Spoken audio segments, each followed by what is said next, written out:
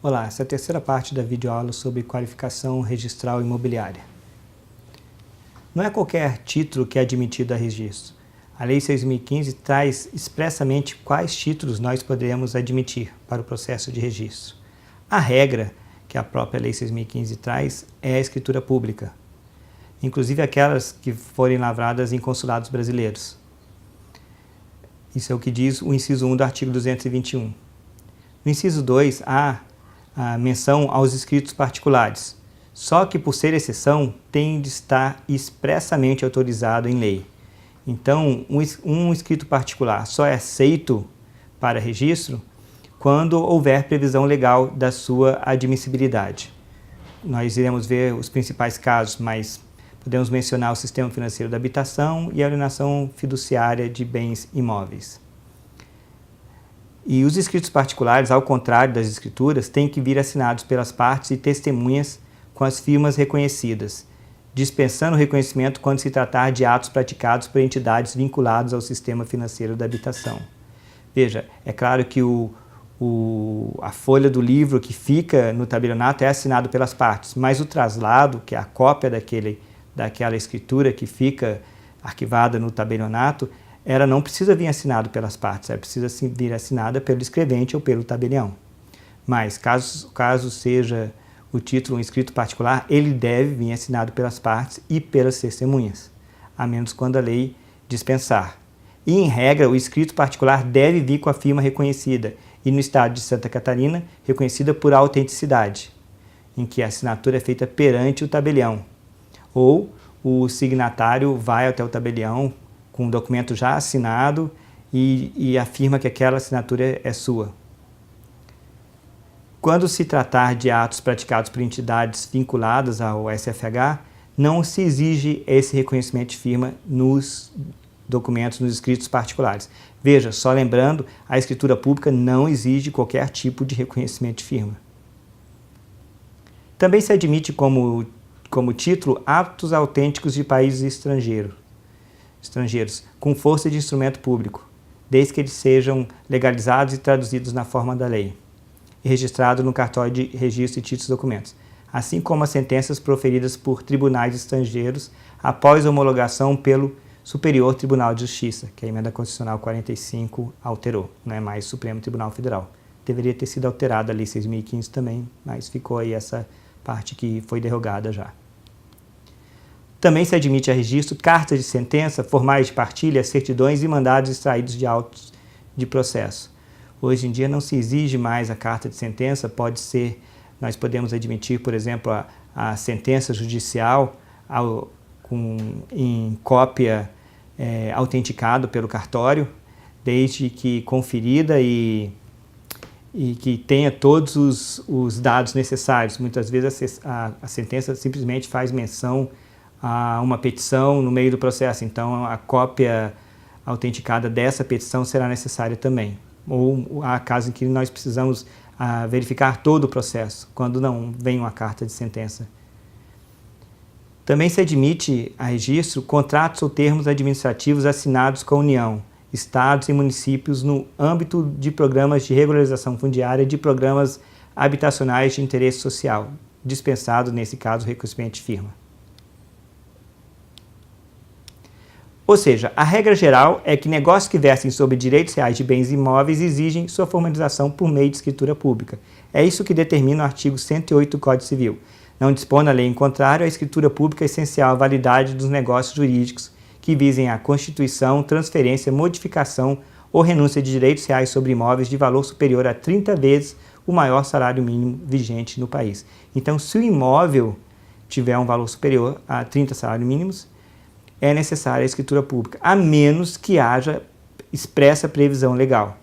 Então, chegou ao cartório para ser qualificado um escrito particular, é preciso que aquele que está fazendo o processo de qualificação verifique qual o dispositivo legal que autoriza. Em regra, o próprio documento vai trazer esse dispositivo, mas se não trouxer, é preciso verificar se ele existe. E o fato de estar também no documento a expressa previsão legal, que o documento diz que prevê essa exceção, nós temos que conferir se realmente é o caso de uma exceção legal. não é o suficiente a simples afirmação no próprio documento.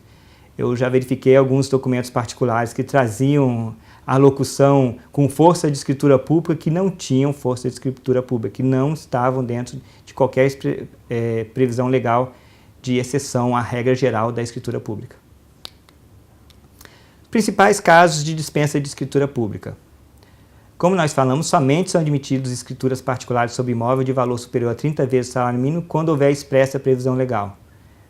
Principal delas, SFH, Sistema Financeiro da Habitação, artigo 61 da Lei 4.380. Outra exceção bem comum, alienação fiduciária de bem imóvel. Essa exceção está expressa no artigo 38 da Lei 95/14 de 97. Outra exceção é a integralização de capital social, em que a certidão de integralização do capital por um dos sócios da junta comercial é o título hábil. Veja que na integralização de capital, o sócio integraliza o seu capital com um bem imóvel seu.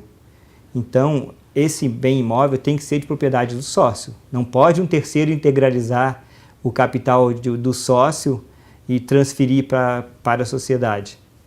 Nesse caso, haveria necessidade de uma escritura pública, seria uma aquisição e não uma integralização de capital. A integralização ocorre quando o sócio cumpre a promessa que ele faz no contrato social de trazer capital, trazer bens e direitos para possibilitar o funcionamento daquela pessoa jurídica.